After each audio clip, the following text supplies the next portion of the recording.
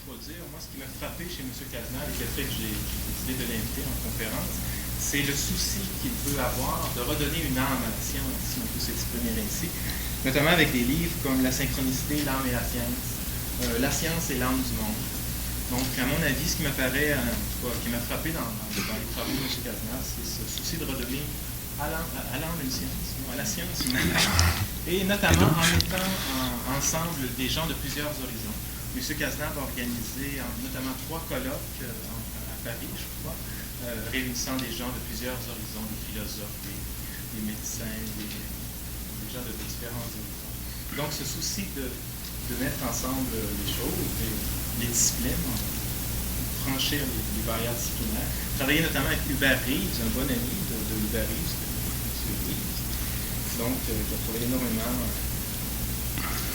faire briser les frontières entre les disciplines. M. Cazenave est aussi président du Centre d'études C.G. Jung de Paris. Et M. Cazenave est aussi le principal, celui qui dirige la traduction des œuvres complètes de Jung. Donc, c'est un privilège pour nous de recevoir M. Cazenave. Alors, je vous demande d'accueillir de Paris M. Michel Cazenave.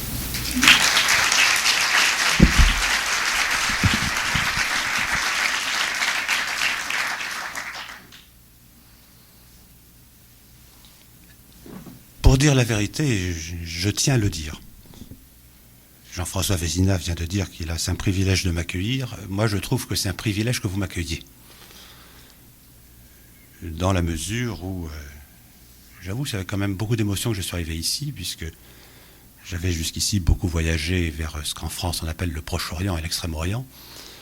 Je n'avais encore jamais mis les pieds sur le continent américain, et je pense que ce n'est pas tout à fait pour rien que c'est ici que je le fais pour la première fois. Et je tiens à vous dire à quel point je me sens réellement heureux de me retrouver parmi vous ce soir. Alors, on m'a demandé de me déplacer ainsi pour parler de la synchronicité. J'avoue que dans le mouvement d'enthousiasme qui se levait en moi à l'idée d'aller au Québec, j'ai dit oui. Ensuite, je me suis mis à réfléchir. On me dit oui, mais pour parler de la synchronicité. Et là, je me suis posé beaucoup de questions. Je me suis posé beaucoup de questions parce qu'il est certain que dans la pensée de Jung, la synchronicité est l'une des choses qui font le plus problème, qui sont sans aucun doute parmi les plus difficiles à comprendre. Et pour dire la vérité, moi-même, avec un groupe d'amis, j'ai énormément travaillé sur la synchronicité depuis des années. J'ai écrit plusieurs articles, un livre dessus. Et d'une certaine manière, je ne sais toujours pas très bien ce que c'est. Je commence à avoir des lueurs, pas beaucoup plus. Et donc ce sont ces lueurs un peu faibles et vacillantes que je vais essayer de vous exposer. Ne vous étonnez pas si les choses semblent parfois un petit peu difficiles, dans la mesure où Jung appuie cette synchronicité sur des choses et sur des disciplines qui sont effectivement difficiles. Il a en particulier bâti le concept en collaboration avec Wolfgang Pauli, prix Nobel de physique, l'un des fondateurs de la physique quantique. Je vais essayer d'être le plus rapide et le plus clair possible sur ce genre de domaine. Aussi clair que possible, car je ne sais pas s'il est possible d'être véritablement clair. Et donc, comme je sais qu'il est prévu une séance de questions, surtout, n'ayez pas peur de me faire préciser tout ce qui vous aurait paru obscur, dans la mesure où nous allons toucher à des domaines qui, effectivement, sont parfois... Alors, je sais que je ne vous encourage pas beaucoup en commençant comme ça, mais qui sont parfois aux limites de l'intelligible. Et dites-vous bien que si parfois vous ne comprenez pas, moi-même en parlant, je ne suis pas toujours sûr de comprendre ce que je dis.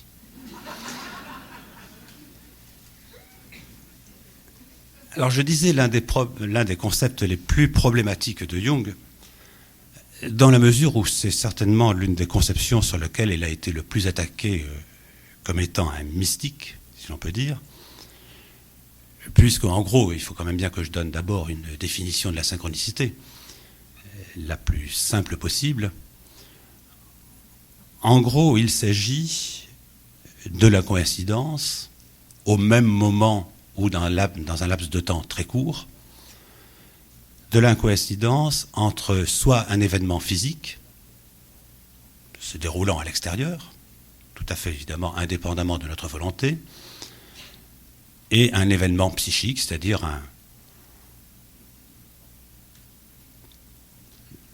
une sorte de révolution intérieure qui se produit en nous. Ou c'est la coïncidence de deux événements physiques extérieurs, ou la coïncidence de deux événements psychiques intérieurs. Pour l'un et extérieur pour l'autre. C'est-à-dire je ressens quelque chose, une autre personne étrangère ressent quelque chose au même moment, et tout à coup ça fait du sens. Et c'est en même temps ça qui est important, car évidemment le fait que deux événements, même intérieurs et extérieurs, à l'intérieur du sujet et dans l'objet, se produisent au même moment n'aurait pas beaucoup d'importance si, pour la personne qui y est soumise, il n'en sortait, à l'évidence, un sens, et un sens assez fort, pour que, éventuellement, cela modifie réellement la situation psychique dans laquelle elle est. Et ce à quoi il faut ajouter que cette coïncidence est intéressante aussi, et en même temps c'est sans aucun doute pour cela qu'elle entraîne une signification tellement forte, psychiquement, du fait que ces deux événements n'ont, aussi loin qu'on les analyse, aucun rapport, ou plus exactement, aucune cause l'un avec l'autre. Il n'y a aucun lien rationnel que l'on puisse établir entre eux. Alors pour me faire comprendre, j'aurais beaucoup de cas à vous donner, mais je préfère prendre les exemples canoniques, si on peut dire, réservant à demain d'autres cas beaucoup plus concrets dans l'expérience sur laquelle on pourrait travailler. Mais je vais prendre les deux exemples que prend Jung lui-même dans son livre sur la synchronicité de deux personnes avec qui il était en travail analytique, dont la première, vous allez d'ailleurs comprendre tout de suite pourquoi on peut traiter Jung de mystique si on ne réfléchit pas assez profondément à ce concept, dont la première était une jeune femme qui travaillait avec lui, très rationnellement structurée, je dirais hyper rationnellement structurée, ne voulant à l'évidence en réalité rien entendre des profondeurs de l'inconscient, une patiente avec qui, je dirais, Jung le dit, la cure en fait ne servait à rien. Ne servait à rien parce qu'elle ne bougeait pas, quoi qu'il puisse faire. Et un jour, cette patiente, lors de sa séance avec Jung, lui rapporte le rêve qu'elle a fait la nuit précédente, dans lequel elle avait rêvé d'un scarabée. Et d'un scarabée particulier, un scarabée doré, le scarabée, je dirais de l'espèce scarabée égyptien, qui se rencontre quand même assez rarement dans les latitudes tempérées de l'Europe. Et au moment où on lui raconte ce rêve, se produit un bruit contre la vitre, contre la fenêtre du cabinet de Jung. Et un bruit assez fort pour que Jung se lève, va ouvrir la fenêtre et revient vers la patiente en tenant à la main exactement le scarabée doré, enfin, ou un scarabée doré, correspondant exactement à ce dont elle avait rêvé. Et où le choc pour elle, et le sens qui s'en est dégagé, a été assez fort pour que dit Jung, c'est là que la cure a enfin véritablement commencé. C'est-à-dire où les choses se sont débloquées réellement. Alors, bien évidemment, à moins de tomber effectivement dans la pensée magique, et de penser que le rêve a déclenché la venue du scarabée le lendemain, ce que Jung, à l'évidence, se garde bien de faire, Nous avons le type même de l'événement synchronistique. Puisque le rêve, je dirais dans la suite du travail ou éventuellement du non-travail qui se faisait avec Jung, vient prendre sa place, et là il y a une série. Et de l'autre côté, un scarabée qui vient taper contre une fenêtre, qui a sa propre série causale, on pourrait remonter pour savoir pourquoi ce scarabée était là, comment il s'y était trouvé, etc. Mais où à l'évidence, il n'y a strictement aucune relation entre l'un et l'autre. On ne peut établir aucune cause entre le rêve d'une part, le fait physique de ce scarabée qui vient taper à la fenêtre. Et c'est là où nous dit Jung que je trouve réellement le phénomène synchronistique. Ça s'est passé ensemble, ça n'a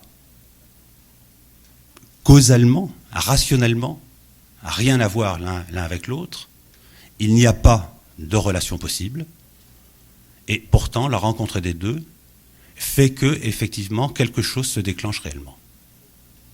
Et à la limite, s'il y a une relation, cette relation n'est que par le sens qu'en tire le sujet. Qu'en tire le sujet qu'il en reçoit en même temps, bien évidemment.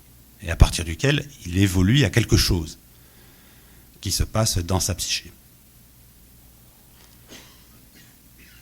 Ce qui ne veut pas dire qu'il suffit de rencontres étonnantes pour qu'il y ait de la synchronicité.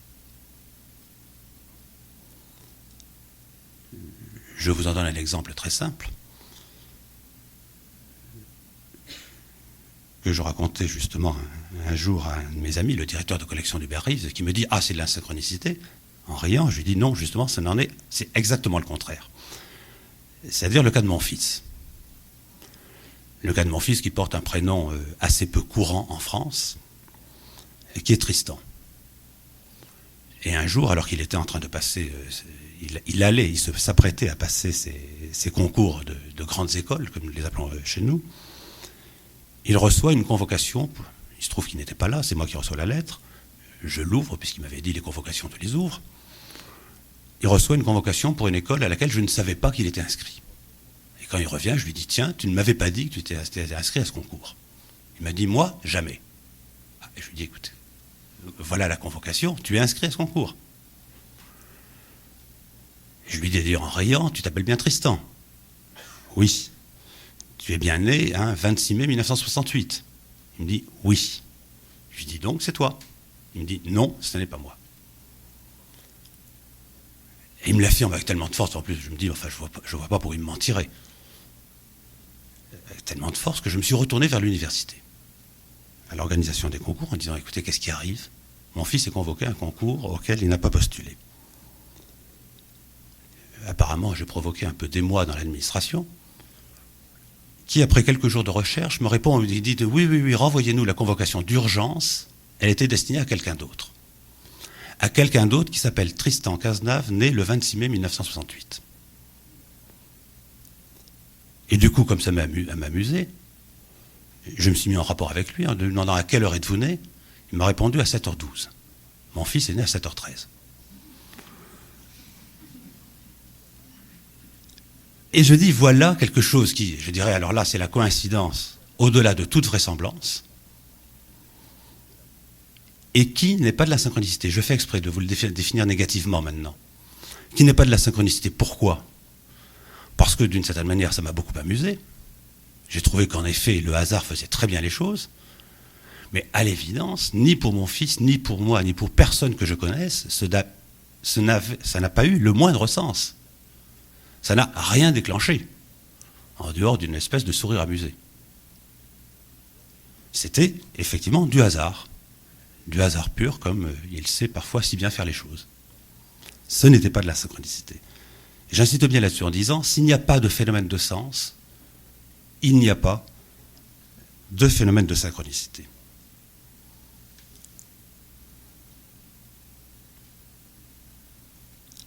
Ce qui veut dire, bien évidemment, que la synchronicité ne peut avoir, ou le phénomène de synchronicité, n'existe réellement en tant que tel, et c'est bien évidemment une des conditions auxquelles il faut faire très attention, n'existe en tant que tel que pour la personne à laquelle il arrive, et où la personne ne se trouve plus simplement en position d'observateur. Pour cet homonyme de mon fils né le même jour à la même heure, j'étais un pur observateur. Mais où cette personne se trouve en position de participation. C'est-à-dire où elle est engagée dans la chose qui se produit, dans le phénomène qui se manifeste. Et que c'est parce qu'elle est engagée dans ce phénomène, bien évidemment, qu'à la fois elle reçoit un sens et elle donne un sens au phénomène auquel elle est soumise.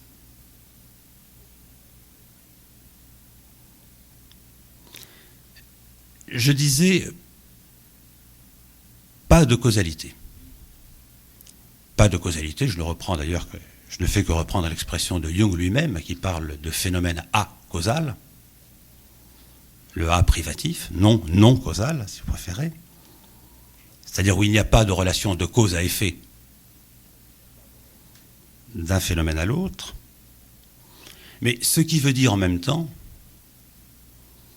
si on réfléchit un tout petit peu évidemment à ce que signifie le mot lui-même de cause, la notion de causalité, tout au moins telle qu'elle est scientifiquement définie, et c'est bien à cette causalité-là que Jung fait référence, que en même temps, le phénomène synchronistique fait comme si le temps n'existait pas. Je m'explique là-dessus, parce que ça a l'air déjà un peu énorme aussi comme affirmation. C'est qu'on sait bien que pour qu'il y ait phénomène de causalité en science, dans le monde objectif, tout simplement, je dirais tout bêtement, pour qu'une cause produise un effet, il faut un laps de temps, fût-il le plus minime possible. Mais on sait très bien que tout phénomène physique ou tout phénomène biologique demande effectivement un déroulement temporel pour développer ses effets. Et où donc affirmer qu'il n'y a pas de relation causale entre deux événements est affirmer en même temps qu'il n'y a justement pas de déroulement temporel. Que le rapport s'établit, je le répète, comme si, évidemment il faudrait réfléchir sur ce que veut dire exactement ce comme si, le phénomène se produit comme si le temps n'existait pas. J'insiste un peu là-dessus dans la mesure où la synchronicité, je le disais, c'était deux événements qui se produisent simultanément, où j'avais ajouté, dans un laps de temps, généralement assez court. Généralement assez court, ça veut dire de l'ordre de la demi-journée ou de la journée.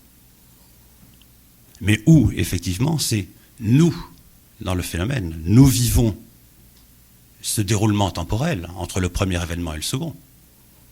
Nous vivons cette journée, ces 24 heures, que nous avons à parcourir de l'un à l'autre. Mais du point de vue de l'inconscient, c'est effectivement comme si les deux événements étaient complètement synchronisés l'un avec l'autre, arrivés au même moment. Comme si le temps physique, le temps biologique, le temps subjectif, je dirais en même temps, que nous vivons, n'existait pas pour l'inconscient. Atemporalité, événement atemporel, comme si le temps n'existait pas,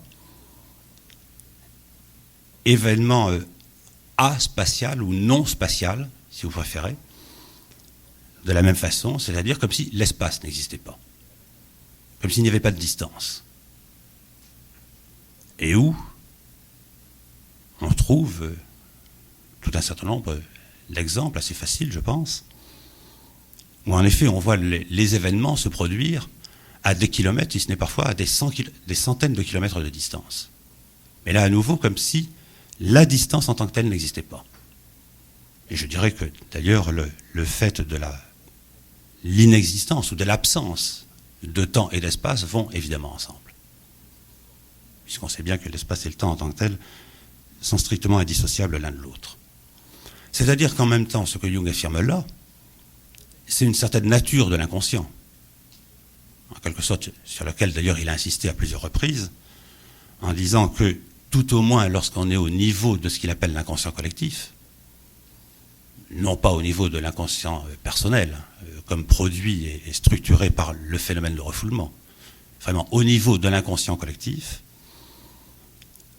dit-il, et à plusieurs reprises, c'est comme si le temps était au-delà, l'inconscient était au-delà de l'espace et du temps.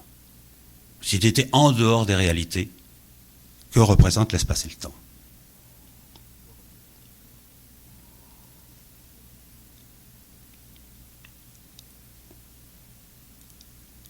Ce qui renvoie en même temps, je suis désolé, mais le langage est ainsi fait que je ne peux pas faire autrement, ce qui renvoie en même temps, si on veut donner une base de réflexion, aussi fragile et incertaine qu'elle soit éventuellement, mais si on veut essayer de donner une base de réflexion à cette notion de la synchronicité,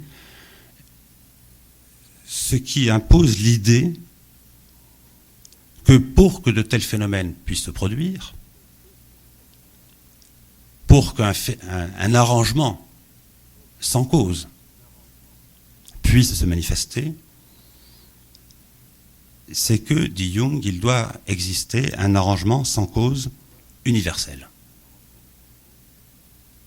C'est-à-dire où il généralise son propos, afin d'ailleurs de lui donner en même temps une certaine légitimité, une certaine assise conceptuelle, si l'on peut dire, ce qui l'amène, vous le remarquerez, à faire quasiment une assertion métaphysique sur qu'est-ce que la réalité et sur quoi est fondée la réalité. Mais où c'est sa manière, et je dirais la manière tout à fait logique, je ne pense pas qu'il y en ait d'autres, d'essayer de fonder une connaissance rationnelle de ce genre de phénomène. Dans la mesure où l'événement synchronistique, tel que j'ai essayé de vous le décrire très rapidement, est effectivement et n'existe pour une personne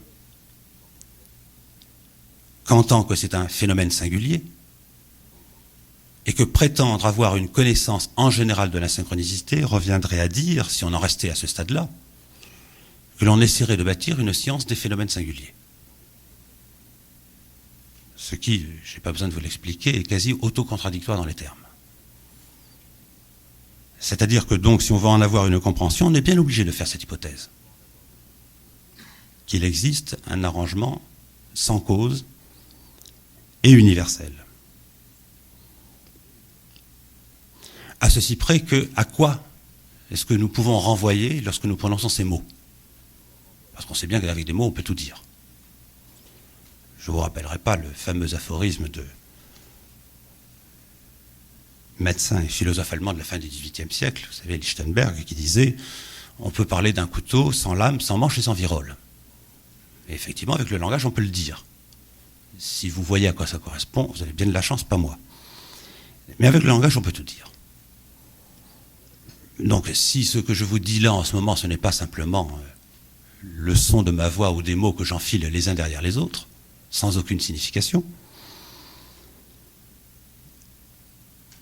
parler d'un arrangement sans cause universelle, alors qu'à l'évidence, le monde dans lequel nous vivons est bâti sur le phénomène de la causalité, ou sinon il n'y a pas de science, sinon il n'y a pas de physique, sinon il n'y a pas de biologie.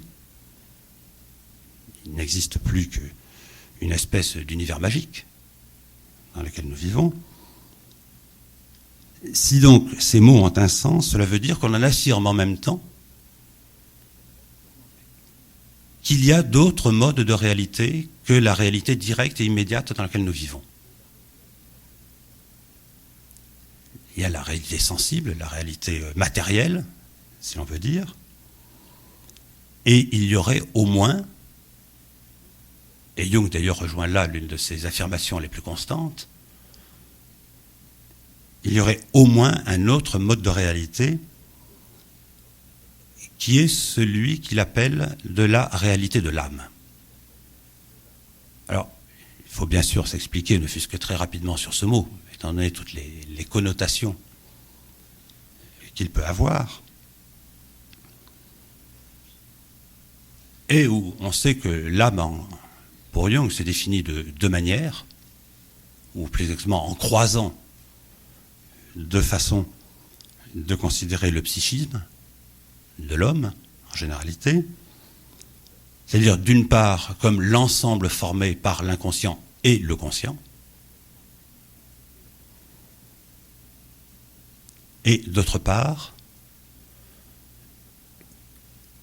comme un monde intermédiaire, entre la réalité physique dans laquelle nous vivons et d'autre part une réalité que, pour aller vite, je m'en excuse, mais que pour aller vite, j'appellerais la réalité de l'esprit.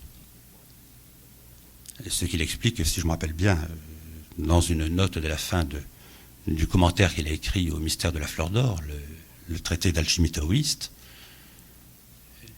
dans lequel, dit-il, je pense et je ne peux penser l'inconscient collectif, et donc je ne peux penser l'âme en même temps, puisque l'âme est l'ensemble du conscient et de l'inconscient collectif,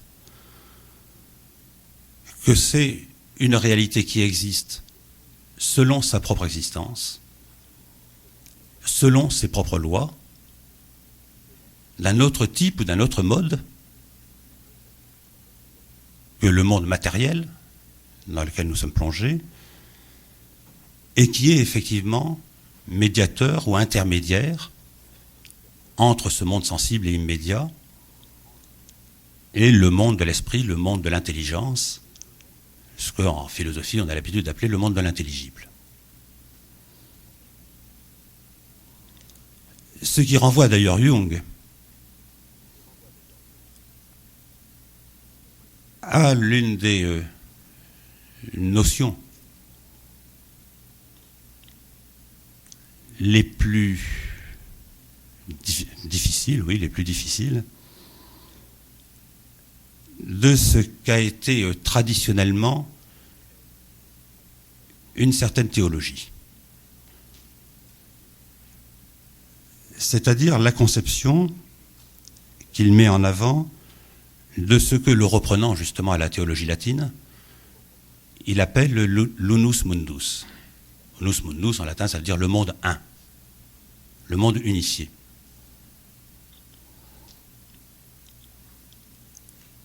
Or, qu'est-ce qu'on désigne sur ce monde un, étant bien entendu que Jung le reprend à la théologie, non pas pour en faire de la théologie à son tour, mais pour essayer de bâtir justement les assises de sa psychologie et éventuellement de la pratique qu'il peut en avoir. Qu'est-ce que ce monde un, sinon par, je dirais, tradition dès l'origine? Le monde est défini comme intermédiaire entre la matière en toute généralité et l'esprit, l'intelligible, tout aussi généralement, mais en même temps un monde qui, parce qu'il est intermédiaire entre ces deux réalités, de la matière et de l'esprit, est un monde dans lequel et matière et esprit se retrouvent. Et se retrouvent unis et à la limite indissociables l'un de l'autre.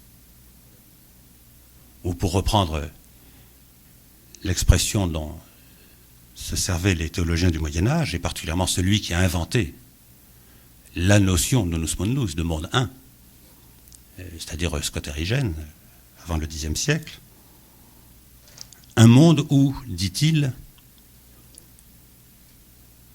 le corps est spirituel. Le spirituel, il ne faut pas l'entendre au sens religieux. C'est le spirituel en tant que le corps est indiscernable de l'esprit. Et l'esprit est corporel. C'est-à-dire, en fin de compte, un monde dont la manière d'être, dont le mode d'être, dont le statut, je dirais, ou la nature, serait, vous voyez dire que j'hésite moi-même sur les mots pour arriver à le traduire exactement, dont la nature serait d'être le soubassement d'une autre. Si vous voulez imaginer qu'il y a donc ce monde où esprit et matière sont un, sont une seule et même chose, et que de ce monde, à partir de ce monde, se manifesterait le monde dans lequel nous vivons, dans lequel, bien entendu, la matière et l'esprit sont différenciés.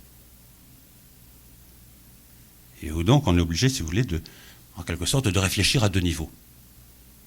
Le niveau de notre expérience immédiate, le niveau auquel nous introduirait une expérience beaucoup plus profonde à l'intérieur de notre psychisme,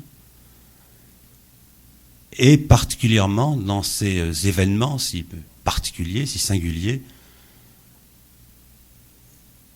que représentent les événements synchronistiques. Je m'aperçois que j'essaie de vous présenter ça, même si ça ne se sent pas éventuellement, mais j'essaie de vous le présenter de la manière la plus claire possible, la plus résumée possible en même temps.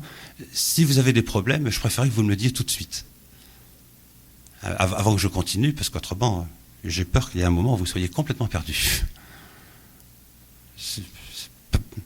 Personne n'accroche particulièrement. On comprend encore à peu près ce que je dis pour l'instant. Bien, alors on peut continuer à ce moment-là.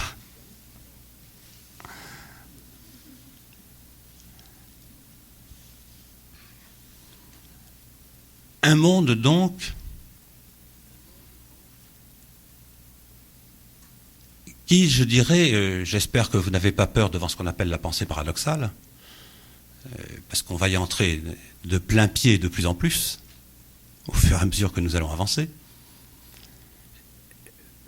Mais un monde donc qui se définit, je dirais, comme la condition de possibilité même de notre monde, de celui-là dans lequel nous vivons, dont nous avons l'expérience, et en même temps comme consubstantiel, comme étant le domaine d'élection normale, si l'on peut dire, de notre âme, je le rappelle bien, en tant qu'ensemble de l'inconscient le plus profond et de la réflexion que se donne cet inconscient à travers notre propre conscience.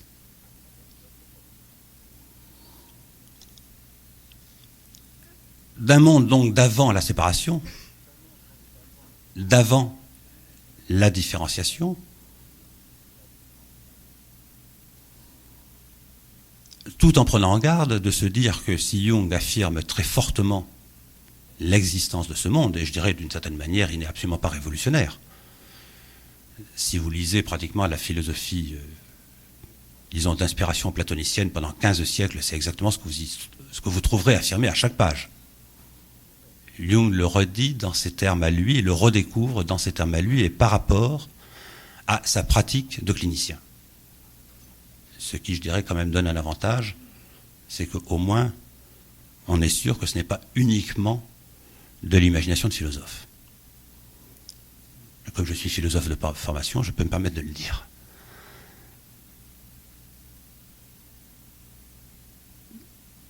Mais ce qui ne signifie pas, lorsqu'on affirme l'existence de ce monde, je le dis parce que c'est le contresens qui est souvent fait, que Jung en affirme que puisqu'il est à la racine d'une autre, c'est celui que nous devons redécouvrir. Le redécouvrir, bien sûr, ce n'est pas celui dans lequel nous devrions nous fondre. Et Jung d'ailleurs insiste énormément là-dessus, pour rappeler que le processus de différenciation, le fait que la matière soit d'un côté et notre intelligence de l'autre, ce n'est pas une regrettable erreur de la nature ou de l'histoire, c'est au contraire la condition même selon laquelle nous existons en tant qu'hommes, tels que nous sommes, et que de son point de vue à lui de psychologue, c'est même une nécessité absolue. une nécessité absolue, c'est-à-dire que nous vivions, que nous soyons capables de vivre à la fois à travers le travail que l'on fait sur soi-même, à travers son expérience ou à travers l'analyse, selon les cas, que nous soyons capables de rappeler à nous, de faire revivre en nous, de prendre contact avec ce monde antérieur, j'ose à peine me servir du mot philosophique qui serait le monde transcendantal, c'est-à-dire justement condition de possibilité d'une autre, mais surtout pour ne pas s'y perdre. Surtout pour ne pas s'y perdre, parce que je veux dire que ce serait, à quelques rares exceptions près, que représentent les mystiques, ce serait la signature même du phénomène de psychose. Le travail de la conscience, le travail de prise de conscience, est évidemment absolument nécessaire. Et d'ailleurs, sans ce travail de conscience et de prise de conscience, le phénomène de synchronicité en tant que tel ne pourrait pas exister. C'est-à-dire que nous sommes obligés d'affirmer là qu'à travers l'expérience d'un événement synchronistique, ce qui nous arrive, ne fût-ce que l'espace d'un éclair, c'est de vivre en quelque sorte dans deux mondes en même temps.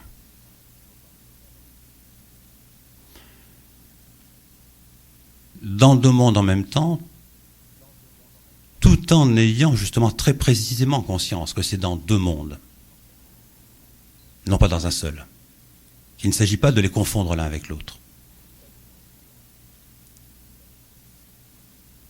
qu'il ne s'agit pas de croire, comme c'est parfois interprété, que notre monde est une espèce de pure illusion dont il faudrait déchirer le voile pour se réinstaller dans ce monde premier, en quelque sorte, dans ce monde d'avant la séparation, d'avant la différenciation, alors que bien évidemment,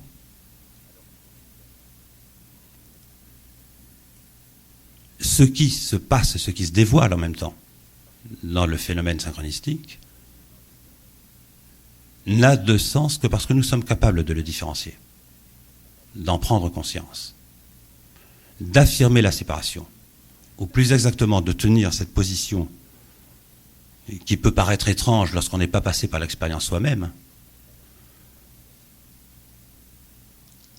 qui est de vivre en même temps, c'est bien pour ça que je parle là de phénomène paradoxal, de vivre en même temps l'unité et la séparation.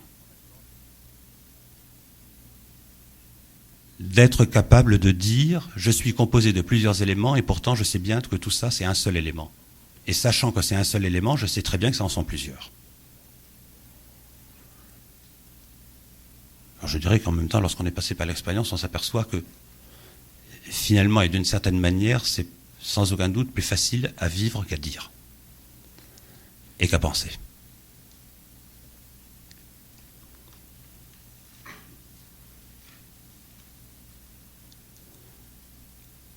Ce qui emporte, là aussi, si on essaie de le réfléchir assez précisément,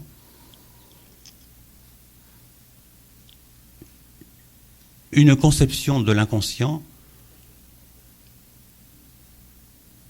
qui généralement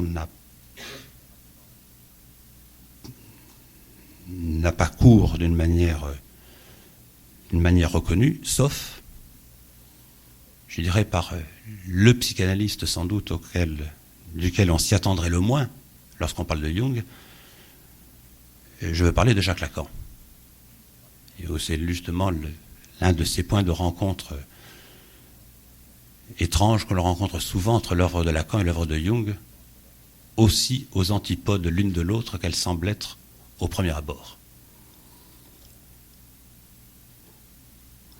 À savoir que dans cette unité la plus profonde qui est affirmée ainsi,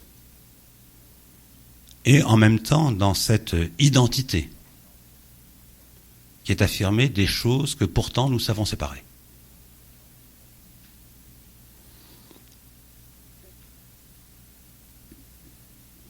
Il y a une figure qui, je pense, permet de s'en rendre parfaitement compte, qui permet de le visualiser en même temps, une figure, ce qu'on appelle une figure topologique,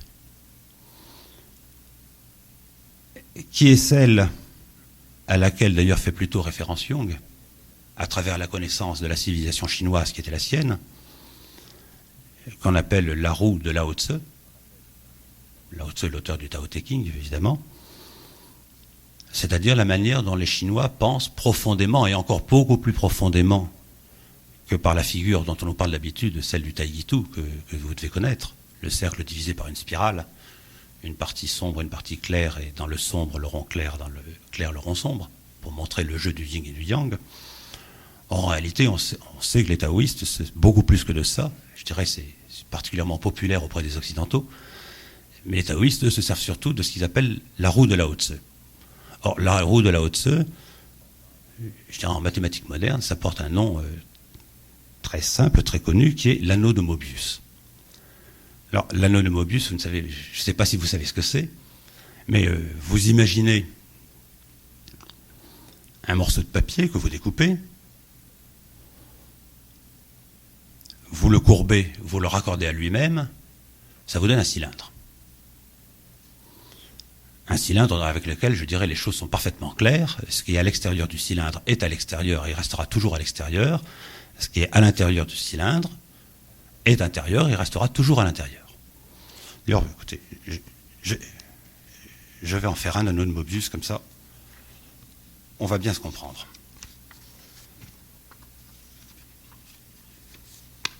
En plus, on m'a toujours dit que j'étais très maladroit. J'espère que je vais y arriver.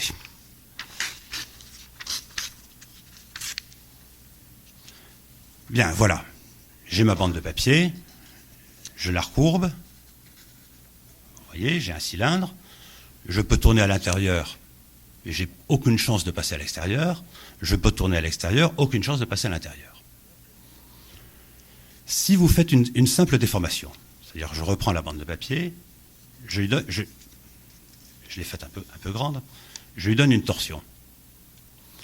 Et une fois que j'ai donné cette torsion, je raccroche effectivement. Vous voyez, vous avez bien vu, je ne fais pas un tour de précipitation, c'est exactement la même bande de papier. Bon, je lui ai imposé ce qu'on appelle une déformation topologique. Simplement, je l'ai tordue une fois sur elle-même. Pour vous le montrer, je suis obligé de sortir mon stylo.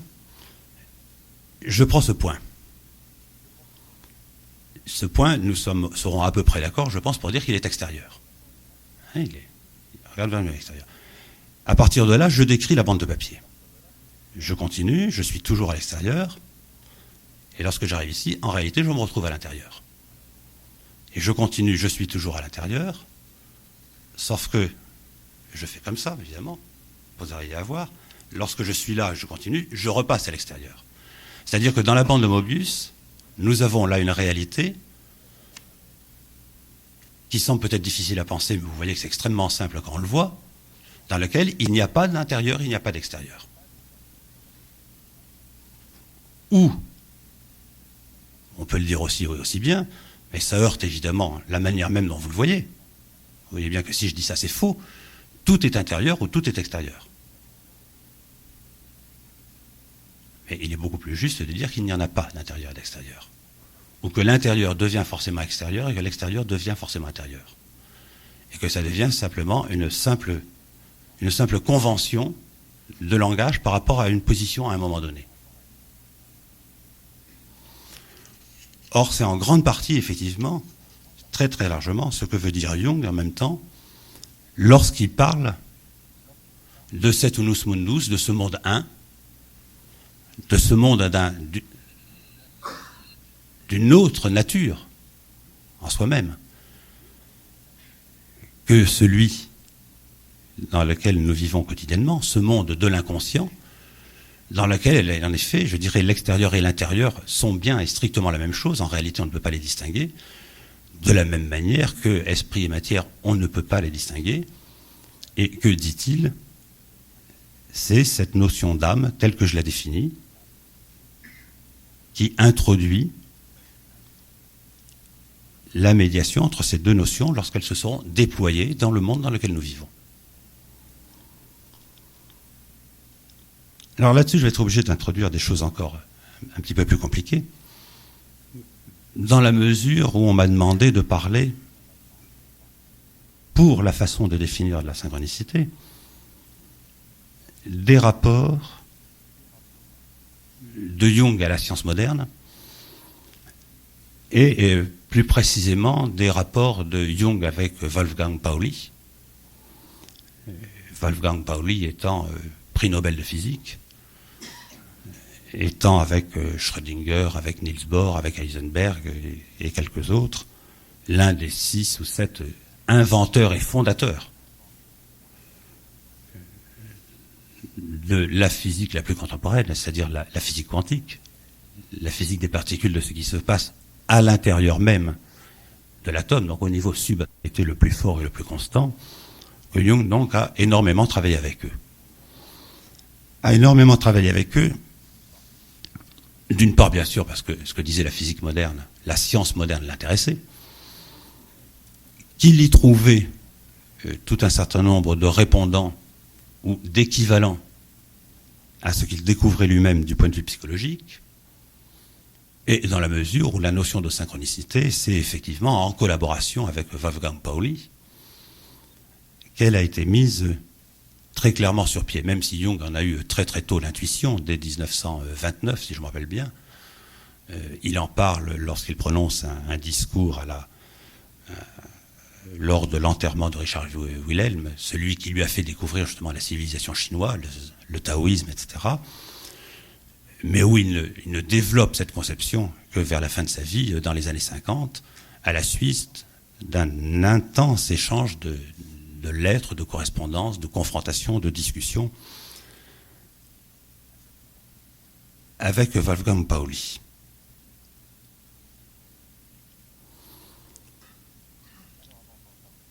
Alors avant d'aborder le sous-sujet même, si l'on peut dire,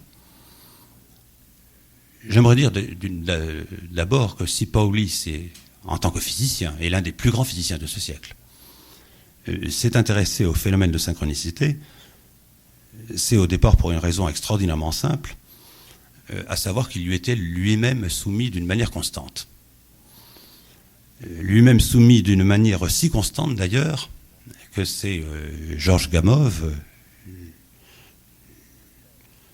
le père de la théorie du Big Bang en cosmologie, Georges Gamow qui rapporte dans ses souvenirs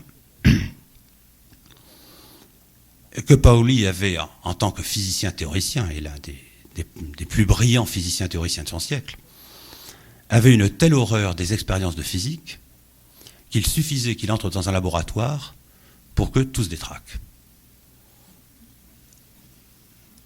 Et que, généralement, dans son équipe, lorsqu'il y avait quelque chose qui commençait à ne pas marcher dans le laboratoire, la première question qu'on posait, c'était « Est-ce que Pauli est à côté ?» Donc Pauli avait aussi des raisons très personnelles de s'intéresser à la synchronicité. Mais où, alors, en tant que, au-delà de l'anecdote, d'une manière beaucoup plus profonde, ce que Pauli apportait à Jung, et d'un point de vue au départ, évidemment, je dirais quasi diamétralement opposé, Jung s'enfonçant dans les profondeurs du psychisme, Pauli, lui, évidemment, c'est d'abord à la matière qu'il a affaire, à l'explication des lois de la matière.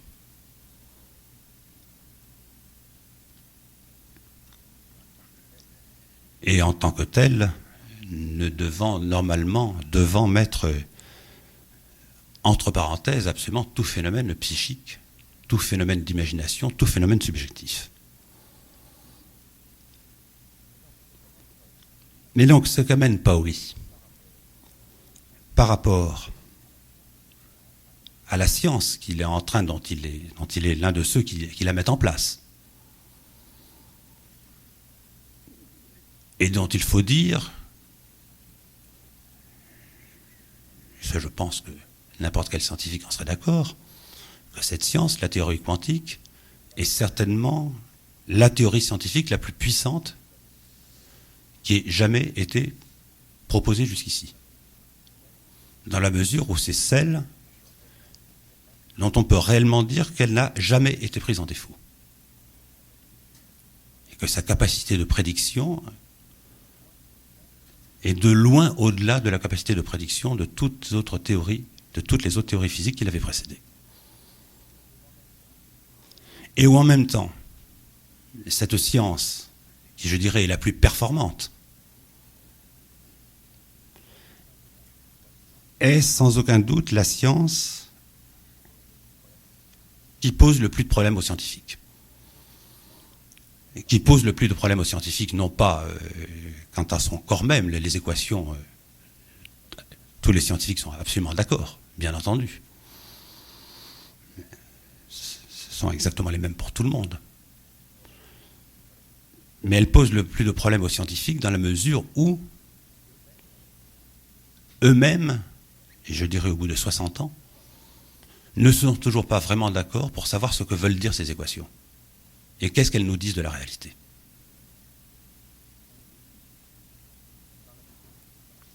Dans la mesure où cette science, je vous le rappelle d'une manière rapide évidemment, s'appuie sur un certain nombre de phénomènes qui, par définition, auraient été avant elle considérés comme non scientifiques. Et je dirais même comme démonstration que ce n'était pas une science. À savoir, je vais dans l'ordre de gravité, si l'on peut dire, à savoir d'une part que la causalité en tant que telle n'y existe plus.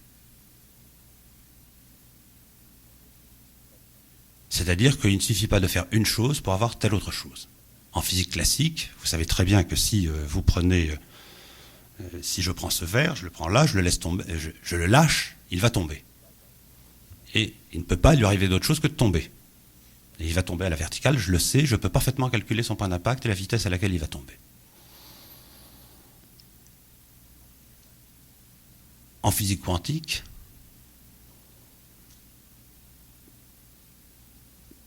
tout ce que je peux dire, évidemment nous sommes au niveau des particules, et c'est donc de particules que je suis obligé de parler, tout ce que l'on peut dire, c'est que dans de telles conditions, il y a des probabilités que telle chose se produise. Probabilités qu'on peut calculer. Mais où on n'est pas, je dirais, dans le hasard pur, bien évidemment, sinon il n'y a plus de science. Mais où on n'est plus non plus, on a quitté la causalité stricte. On est simplement obligé de dire, il y a tant de possibilités que cela arrive. Il y a par exemple tant de possibilités que la particule apparaisse à tel endroit. Ce qui ne veut pas dire qu'elle apparaîtra à cet endroit, elle apparaîtra peut-être à un autre. D'autre part, on ne peut pas avoir ce qu'on appelle une mesure réelle. Une mesure réelle, c'est-à-dire une mesure dont on connaisse tous les paramètres. Je prends un exemple très simple pour me faire comprendre. Si je prends demain l'avion pour revenir en France, enfin si, comme je vais reprendre bientôt l'avion pour revenir en France, il ne me semble pas tout à fait, enfin je pense que vous ne penserez pas exorbitant que je vous dise que cet avion, à chaque moment, on saura quel est l'endroit où il se trouve, il suffit de le suivre avec des radars, quel est l'endroit où il se trouve, vers où il va et à quelle vitesse il va.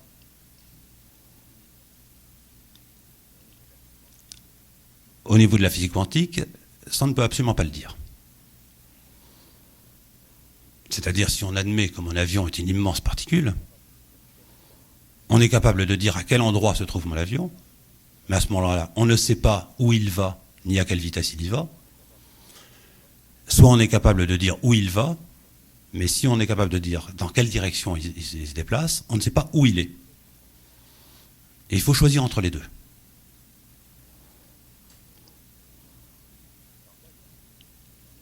Alors là, évidemment, c'est quelque chose de tout à fait intéressant. De tout à fait intéressant parce que à ce niveau-là,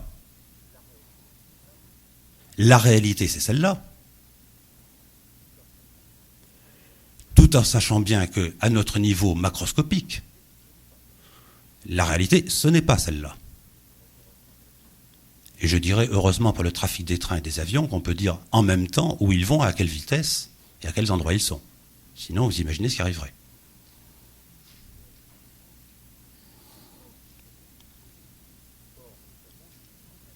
Or, nous savons effectivement maintenant que cette réalité dans laquelle on sait où est l'avion et on sait où il va, elle s'appuie sur un monde dans lequel la particule, on ne sait qu'une des deux choses.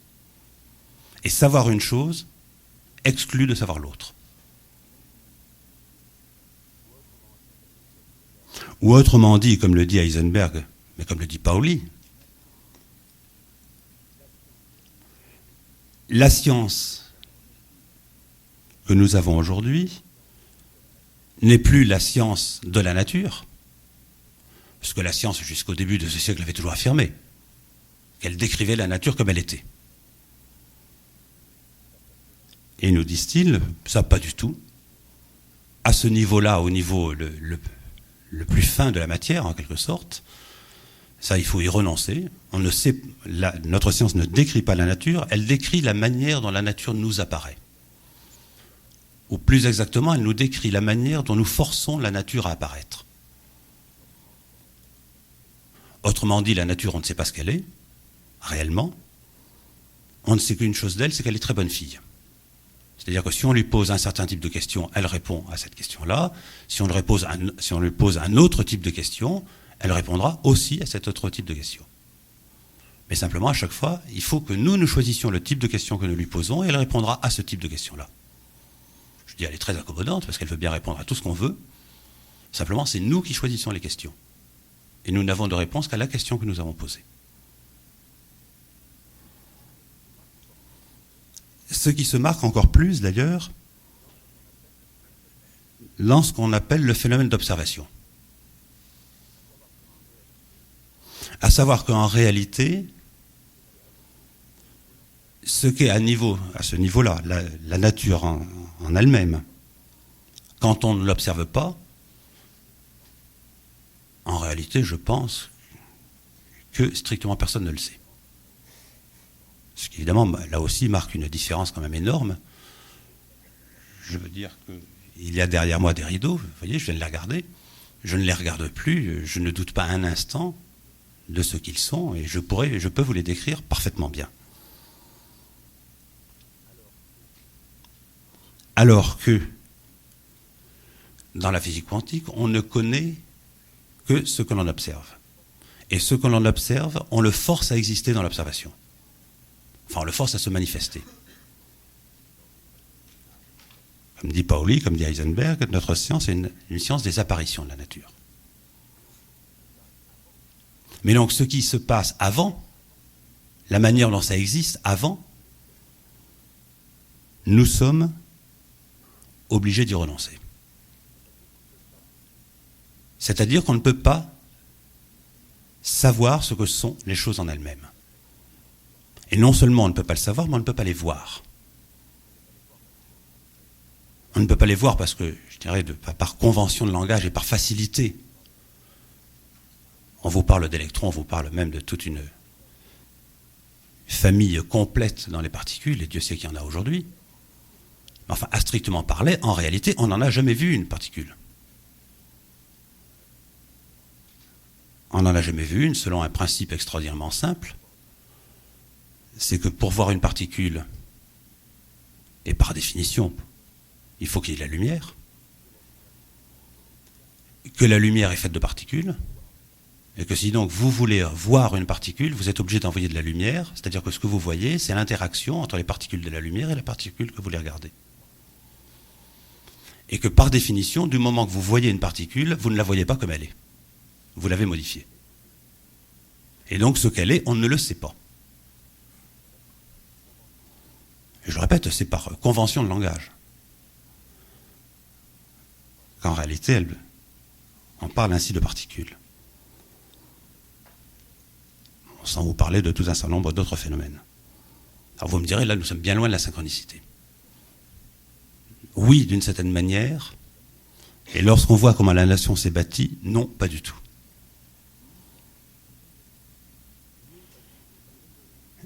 Non, pas du tout, parce que pour essayer de comprendre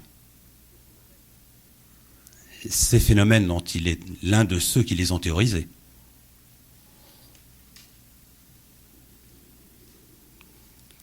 qui les ont développés et expliqués,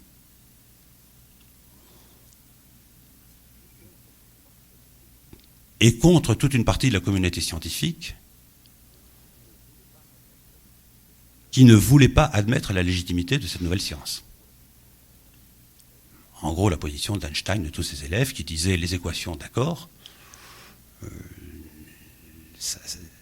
sont certainement vraies en tant que telles, mais quant à ce que cela veut dire de la réalité, ce n'est pas possible. Ce n'est pas possible, donc il y a quelque part quelque chose qui est faux. Et on sait qu'Einstein a passé toute sa vie à essayer de prendre la mécanique quantique en défaut. À essayer de démontrer qu'en réalité, elle était au moins incomplète. Au moins. Et donc Pauli, essayant, lui, de comprendre cette science dont il était l'un des acteurs, dont il était l'un des fondateurs, a été amené de plus en plus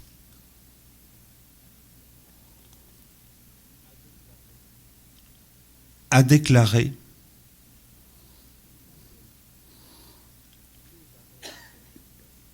que la réalité en tant que telle nous échappait, que la science ne pouvait pas y avoir accès, et, disait-il, par constitution ne pouvait pas y avoir accès.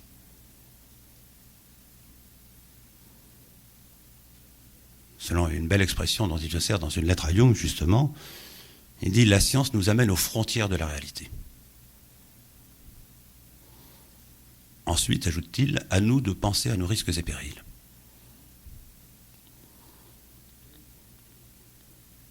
Mais où son idée était que,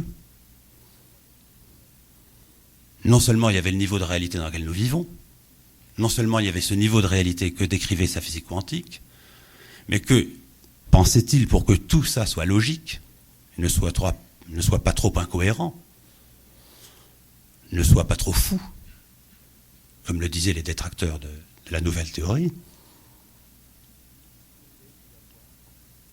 il devait y avoir par-dessous une autre réalité d'un autre ordre. Une autre réalité d'un autre ordre correspondant à ce qu'il appelait une Grundphysik. Alors pour traduire en français, c'est pas très facile parce que Grund est un mot allemand qui a tellement de connotations que la traduction en laisse toujours échapper un, au moins un ou plusieurs sens. Mais disons une physique qui aurait été une physique des fondements.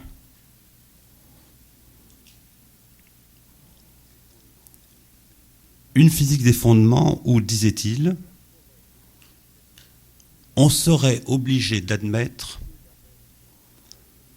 que la réalité en tant que telle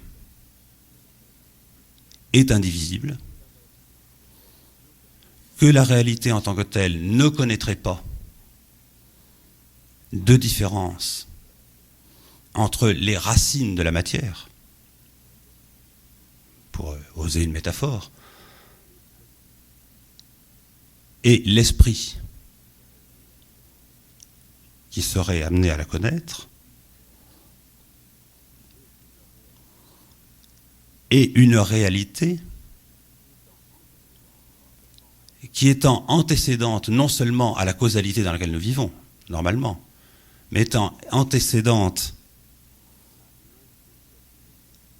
à l'indéterminisme, c'est-à-dire en fait à l'existence selon de simples probabilités, et en étant le fondement, serait donc une réalité qui serait non causale.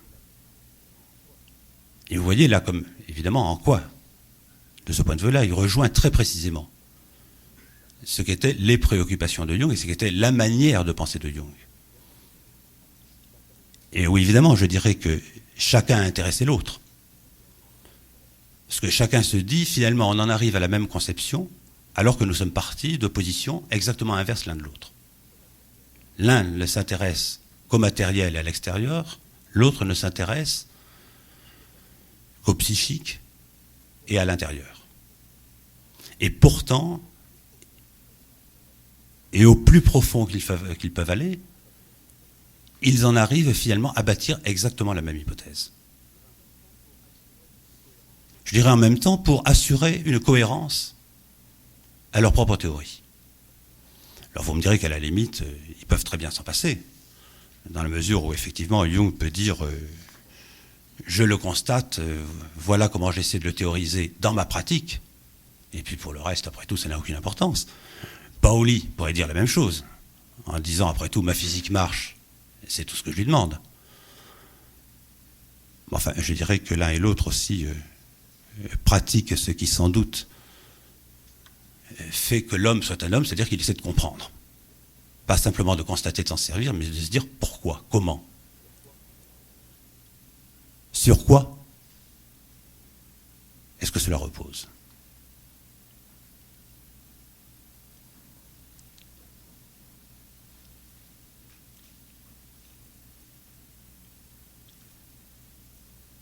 Ce qui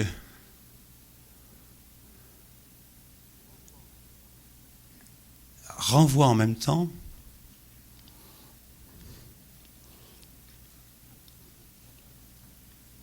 à tout le travail que Jung, à partir des années 1935, a consacré à l'alchimie. Alors vous allez me dire, qu'est-ce que l'alchimie, en plus, vient encore faire là-dedans, hein ? Comme si ça ne suffisait pas avec la psychanalyse et avec la physique.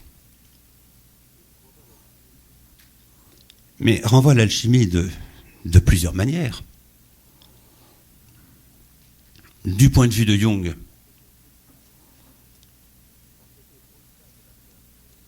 parce que, au-delà de la simple expression conceptuelle, théologique, qui avait été celle du Moyen-Âge,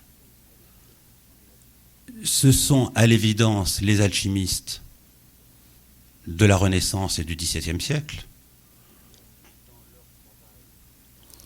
dans leur travail que eux-mêmes ont de plus en plus conçu et exprimé comme un travail psychique, un travail sur leur propre âme, comme ils le disent, qui ont repris cette notion d'unus mundus, de monde un, en la passant à l'épreuve de leur pratique. Et quand je dis à l'épreuve de leur pratique ne consistant pas à transformer du plomb en or, bien évidemment, mais consistant à réaliser leur personne psychique, à travers et dans la projection sur le travail alchimique, sur ce qu'on appelle l'alchimie opératoire. Mais il est évident qu'à partir de Paracelse, c'est quand on lit tous ses élèves, toute l'alchimie allemande du XVIIe siècle, on voit très bien que le problème pour eux, c'est d'arriver à assurer leur unité spirituelle. C'est d'abord ça l'alchimie, pas du tout la transmutation des métaux.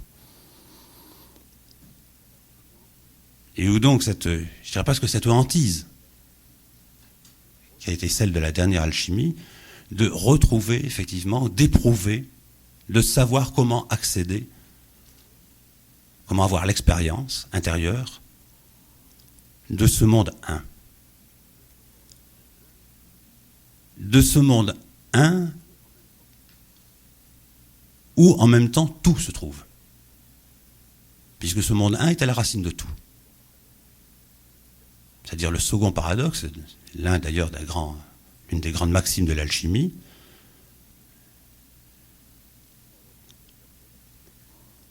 qu'on retrouve d'ailleurs dès l'alchimie alexandrine au début de notre civilisation, dans la maxime qui a tout le temps été reprise, et je dirais presque méditée jusqu'au vertige par l'alchimie, comme on dit en grec, en ta panta, c'est-à-dire le un, toutes les choses.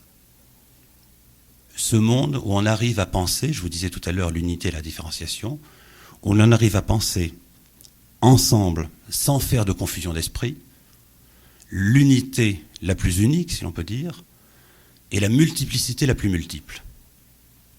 Vraiment, un avec un grand U, et toutes les choses. Et à comprendre que c'est pareil.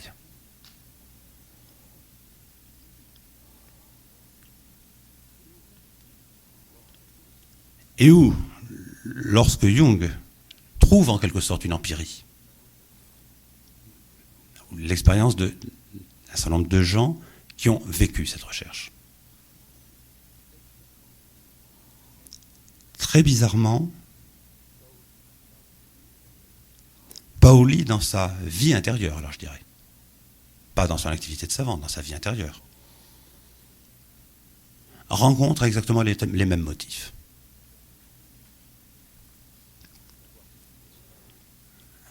À savoir que pour divers motifs,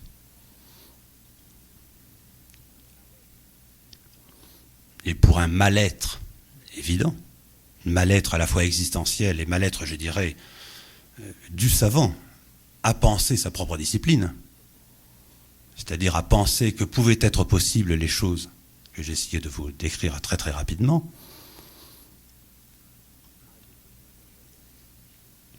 a le besoin, pour ne pas dire la nécessité, de faire lui-même une analyse, de rentrer en analyse, qu'il fait avec un élève de Jung, et où tout le matériau qu'il apporte, je dirais tout le matériau spontané de son imagination,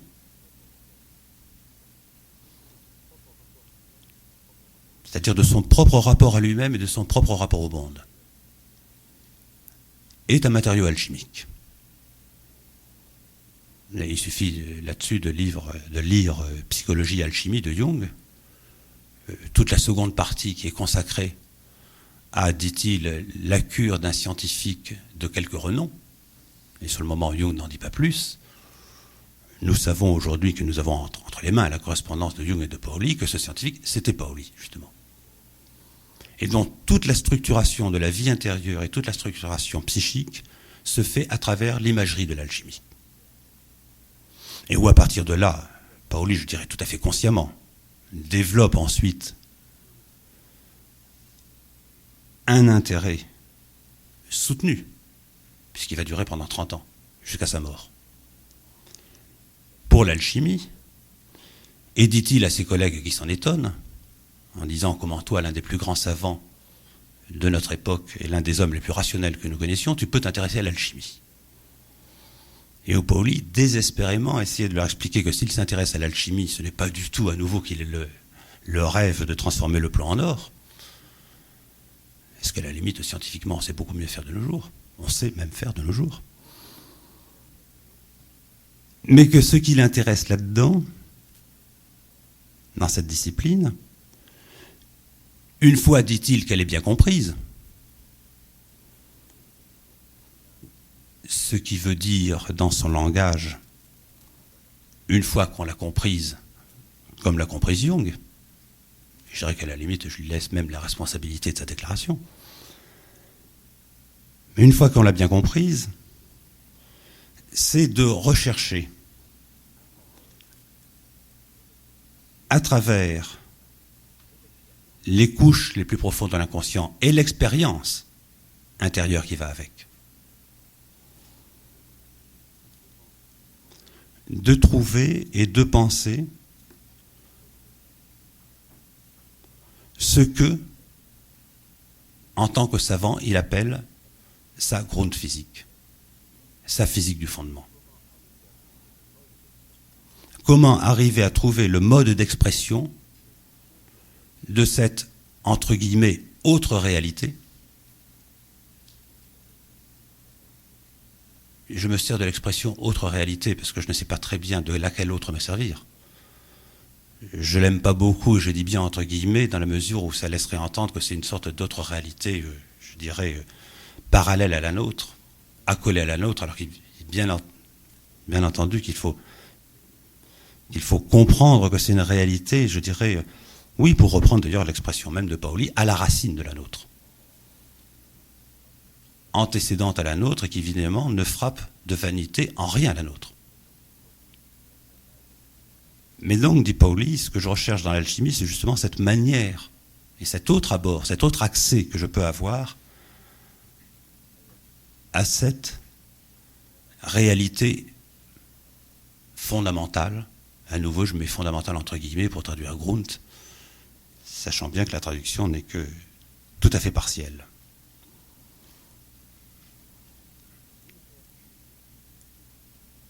Une réalité, que dit-il dans l'une de ses lettres à Jung, d'ailleurs à qui il rapporte l'anecdote, tout content en plus d'apprendre quelque chose à Jung sur la civilisation chinoise. Il dit, au fin de compte, on vient de me raconter, c'était un de ses amis sinologues, on vient de me raconter l'histoire suivante et je crois que c'est là qu'on trouve le mieux l'illustration par l'absurde de ce que veut dire cette réalité fondamentale et donc de ce que veut dire en même temps les événements synchronistiques, la synchronicité, et qui, ajoute-t-il avec une petite touche d'humour, me permet de comprendre ma propre vie. Et cette anecdote qu'il rapporte est celle d'un grand général chinois de la période des Han, si je me rappelle bien, qui un jour, comme c'est normal pour un général, a livré une bataille et qui perd cette bataille. Non seulement il perd cette bataille, mais il est tué dans cette bataille. Et où raconte le chroniqueur de l'époque,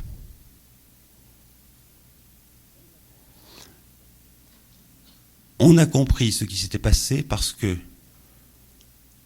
comme les choses se sont très mal passées, il n'a pas été enterré avec les honneurs.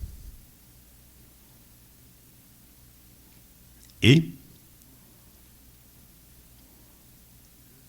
conclut-il, le général a perdu la bataille parce qu'il n'a pas été enterré avec les honneurs. Je vous laisse simplement méditer déjà 30 secondes là-dessus, sur ce que ça veut dire.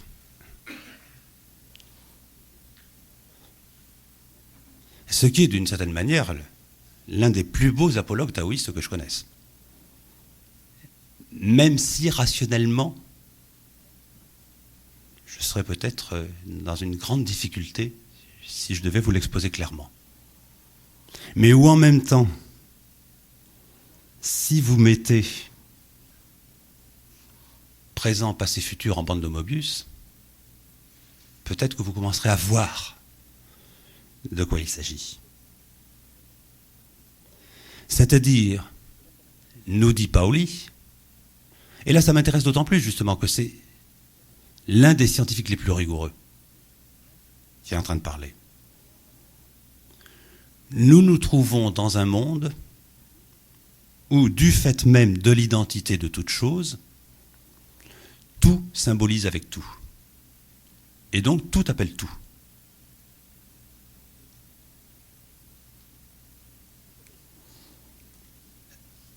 Tout appelle tout et tout symbolise avec tout et tout touche tout, d'une certaine manière. Parce que dans ce monde, il n'y a pas d'espace, il n'y a pas de temps. Et il n'y a pas d'espace, il n'y a pas de temps, déclare Paoli, là, s'appuyant tout à fait sur la science, ce n'est pas de sa divagation personnelle. Dans la mesure où on sait que l'espace et le temps n'existent pas en tant que tels, et notre monde n'existe pas dans l'espace et dans le temps, comme on l'a cru là aussi très longtemps. Mais l'espace et le temps sont des... Comment puis-je dire ça simplement ?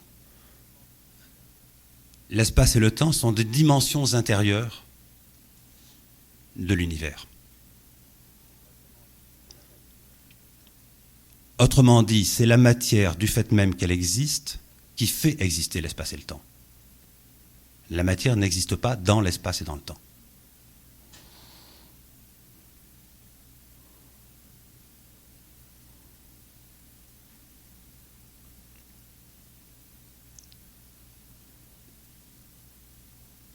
suis en train de me demander si vous me suivez encore. Parce que là, on est vraiment aux limites.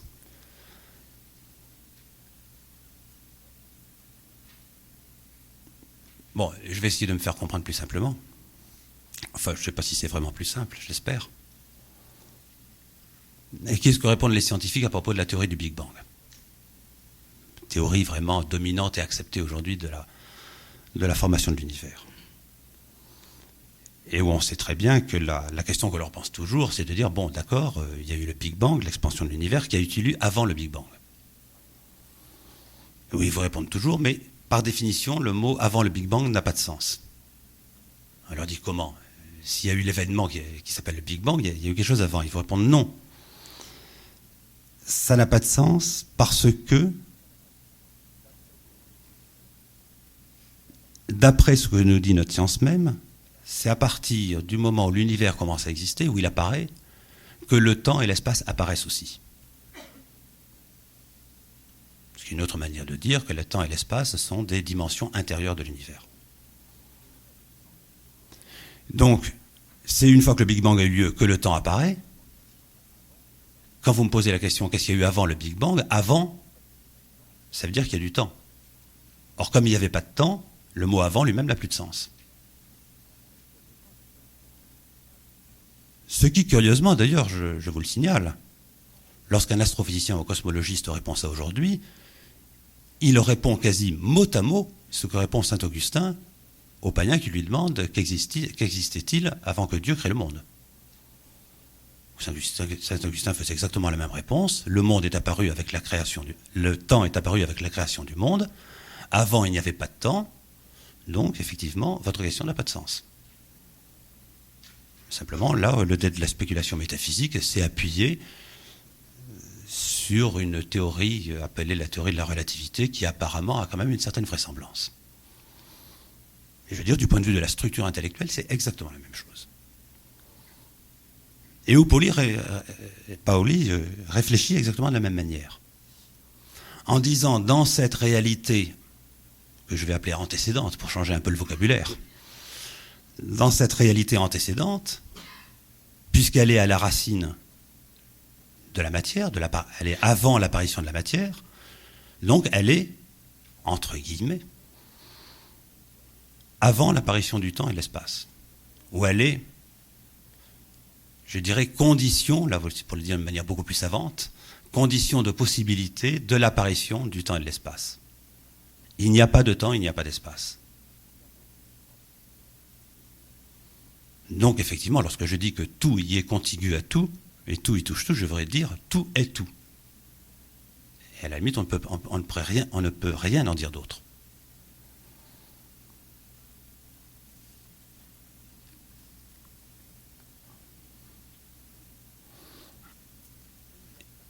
Et où la façon que nous avons d'y déboucher et effectivement, pour le coup, de nous mettre, je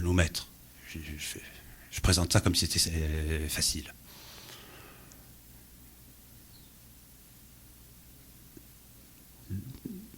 d'essayer de nous mettre dans les conditions où, plus exactement, nous sommes capables, je le disais tout à l'heure, de vivre sur deux modes à la fois, dans deux mondes à la fois, ou comme le dit Jung, reprenant, et très précisément l'alchimie, nous sommes capables de nous éprouver nous-mêmes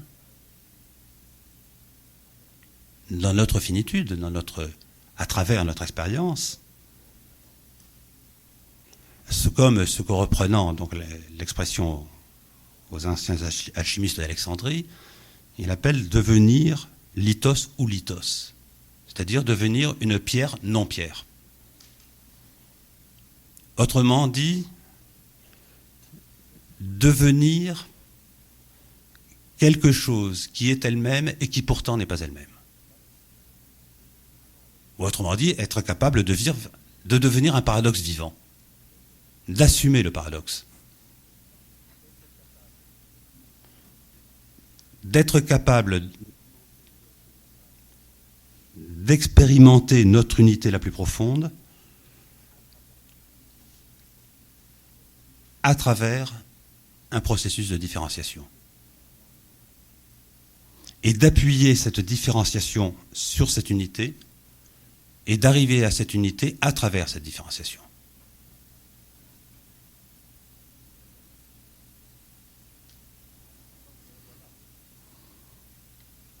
Donc je dirais voilà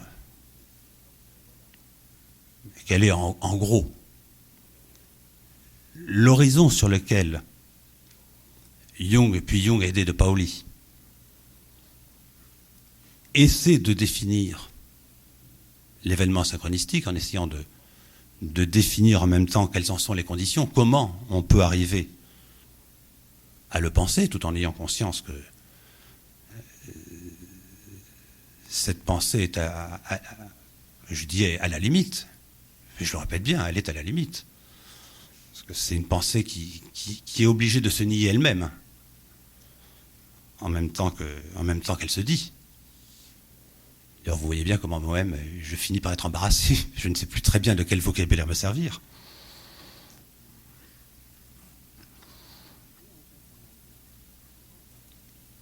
Et en comprenant bien, justement, et dans le même sillon, contrairement à ce qu'on a souvent cru, que la synchronicité, je vous dis, c'est quelque chose de non causal, mais qu'affirmer la synchronicité n'en revient pas à nier je m'aperçois qu'évidemment, tout dépend où on met, si on met une apostrophe ou pas, ne revient pas à nier la causalité. Mais il revient beaucoup plus à poser une hypothèse, l'hypothèse de la synchronicité, à côté de la réalité du monde causal. Ou plus exactement, je dirais, plutôt qu'à côté, la poser en dessous du monde causal dans lequel, je rappelle, nous vivons, nous menons notre expérience.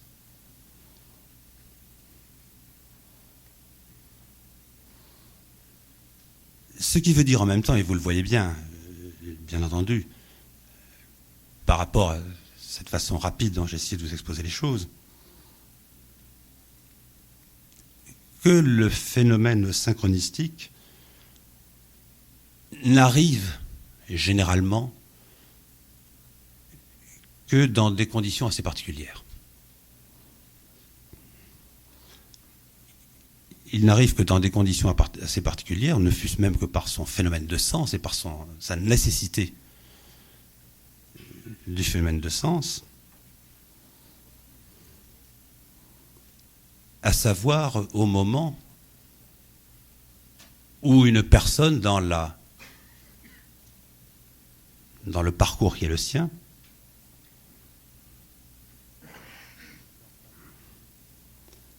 ou vit normalement, si tant est que ce soit possible, au niveau correspondant, ou au contraire a besoin de cette manifestation synchronistique pour débloquer une situation, pour se retrouver du sens.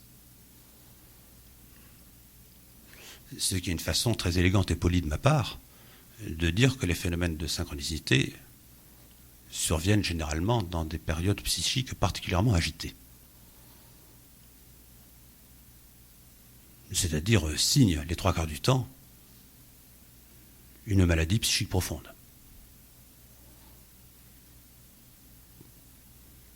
Et que c'est vrai que je suis toujours un petit peu énervé par beaucoup de littérature qu'on lit sur la synchronicité, dans laquelle on présente ça comme une espèce de miracle qui se manifeste en quelque sorte par la grâce de Dieu qui vous tombe dessus. Alors que généralement, quand on me rapporte un phénomène de synchronicité, je reconnais que ça c'est peut-être une déformation, mais la première question que je me pose, c'est de me dire, mon Dieu, dans quel état est la personne qui m'en parle? peut-être d'ailleurs que la maladie psychique est une grâce de Dieu. Ça il faudra encore l'examiner. Mais enfin, qui se présente d'une façon quand même assez spéciale. Bien entendu.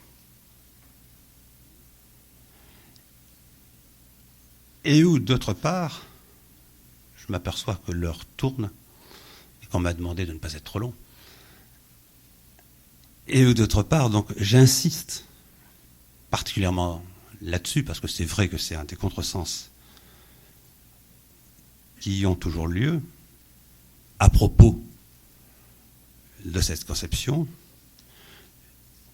de se dire que de penser, de toujours tenir cette position,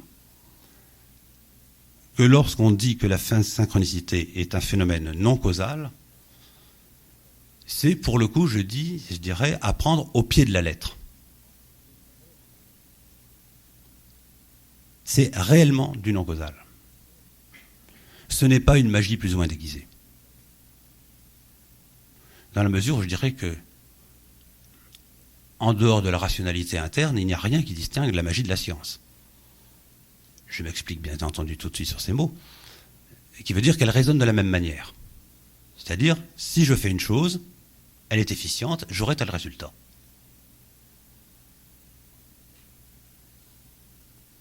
J'ai simplement la faiblesse de penser que la science applique cette façon de raisonner à des choses réelles, la démagie à des choses peut-être un tout petit peu moins réelles. Encore que du point de vue de l'inconscient, on pourrait examiner ça. Ça serait évidemment tout à fait autre chose. Une non-causalité, donc.